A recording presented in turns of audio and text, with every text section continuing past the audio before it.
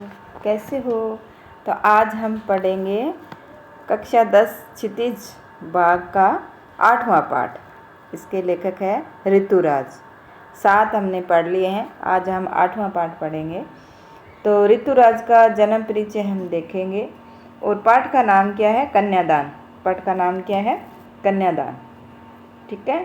तो ऋतुराज का जीवन परिचय है, ये भरतपुर राजस्थान से माने जाते कवि हैं। जन्म 1940 में भरतपुर में ही हुआ। राजस्थान विश्वविद्यालय जयपुर से इन्होंने अंग्रेजी में एमए किया। 40 वर्षों तक अंग्रेजी साहित्य के अध्यापन के बाद अब वे सेवानिवृत्त लेकर वे जयपुर में ही रहते हैं। उनके अब तक 8 कविता संग्रह प्रकाशित हो चुके हैं, जिनमें से ये हैं एक मरणाधर्म और अन्य, पुल पर पानी, सूरत नीरत और लीला मुखारविंद, ये प्रमुख है इनके। उन्हें सोमदत्त, परिमल सम्मान, मीरा पुरस्कार, पहल सम्मान तथा बिहारी पुरस्कार भी मिल चुके हैं। मुख्य धारा से अलग समाज के हाशिए के लोगों की चिंताओं को ऋतुराज ने अपने लेखन का विषय बनाया है।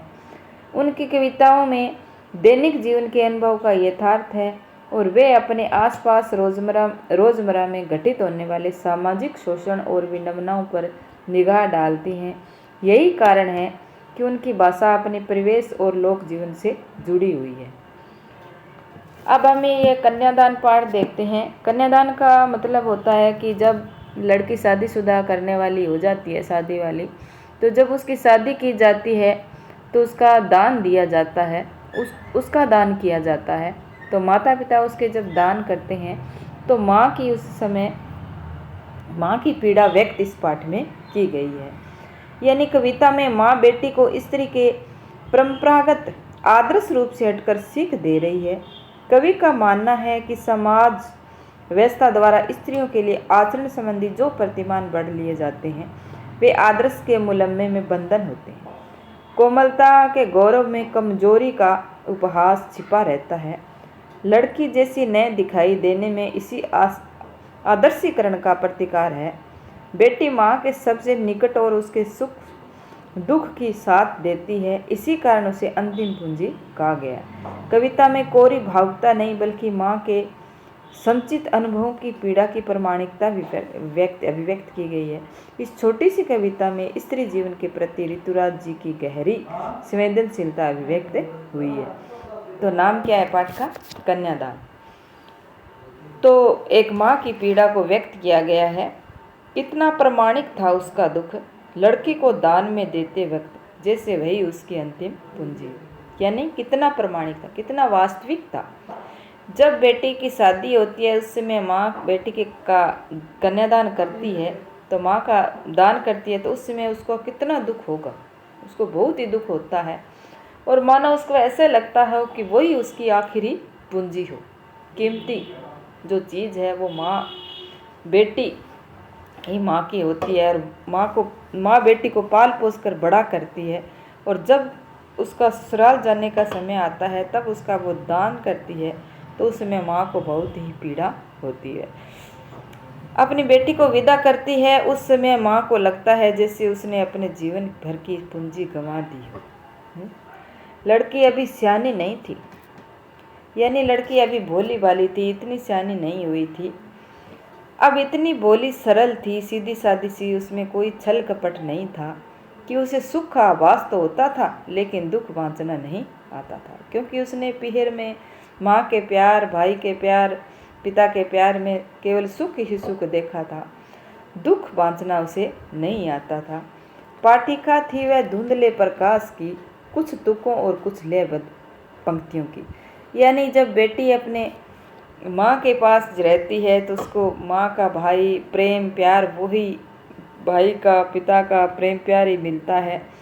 तो वो धुंधले प्रकाश की पार्टी कहते हैं, उसने सुख ही सुख देखे थे, कुछ ऐसा कुछ नहीं देखा था। जो अब वो आगे ससुराल जाती है तो उसका जीवन पूरा ही बदलने वाला होता है। कुछ दुखों और कुछ लेकर उन्हीं सुखों और खुश भरे दिनों को वो अपनी लयबद्ध पंक्तियों में बांट लेती है।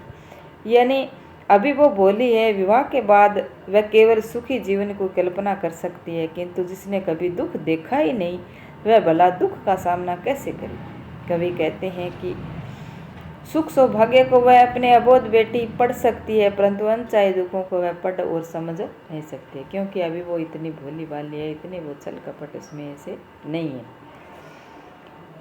अब माँ है वो बेटी को सीख देती है कि माँ कहती है, माँ ने कहा पानी में झांक कर अपने चेहरे पर मत रीझना, आग रोटियां सेकने के लिए है, जलने के लिए नहीं।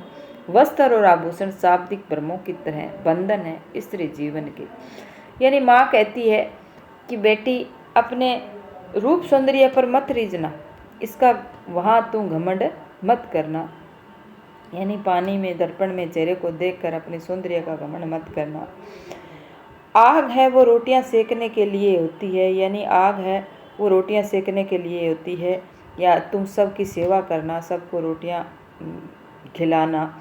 उस आग में तुम ऐसा अपने को जलन मत जलने के लिए नहीं अपने को मत जलाने देना, क्योंकि अपना भी वहाँ तुम ख्याल रखना, उनका ख्याल रखते रखते तुम अपना भी वहाँ पे ख्याल रखना, तुम अंदर से जलना बुझना मत। यानी कहने का मतलब है कि तो वहाँ खुश रहना। वस्त्र और आभूषण शाब्दिक भ्रमों की तरह बंधन है स्त्री जीवन के। यानी ये जो सुंदर वस्त्र और आभूषण है वो केवल स्त्री के बंधन है, इस पर मत तू मत रीझना। यानी माँ अपनी बेटी को सीख देते हुए कहती है कि प्रतिबिंब में देखकर अपने रूप सौंदर्य पर मत रीझना, यह स्थायी नहीं है। माँ दूसरी सीख देते हुए कहती है, आग का उपयोग खाना बनाने के लिए होता है, इसका उपयोग जलने जलाने में मत करना। यह सीख उन मानसिकता वाले लोगों पर कटाक्ष है जो दहेज के लालच में अपनी दुल्हन को जला देते हैं। नहीं, कटाक्ष करते हैं ये उन लोगों के लिए जो दहेज के लालच में अपनी दुल्हनों को जला देते हैं। तीसरी सीख में क्या कहती है माँ की, कहती है कि वस्त्र आभूषण को ज़्यादा महत्व मत देना, ये स्त्री जीवन के बंधन है, इनसे ज़्यादा लगाव अच्छा नहीं है। माँ ने कहा लड़की होना पर लड़की जैसा दिखाई मत देना। यानी माँ कहती है कि लड़की होना कोई बुरी बात नहीं है, लेकिन अपने से अंदर से अपने को स्ट्रोंग बनाना, लड़के जैसा स्ट्रोंग रखना, अंदर से कमज़ोर मत होना, कमज़ोर ऐसा मत दिखना। ज़रूरत पड़ने पर कोमलता लज्जा आदि को परे हटकर अत्याचार के प्रति भी आवाज़ उठानी पड़ सकती है। यानी अंदर से तेरे को मजबूत रहना है और वहाँ तेरे को अच्छी तरह से रहना है, अपना भी तुझे तेरा ख्याल रखना है। तो ये सीख देते हुए माँ अपनी बेटी को विदा करती है। तो इसको याद करना बहुत ही अच्छा पाठ है।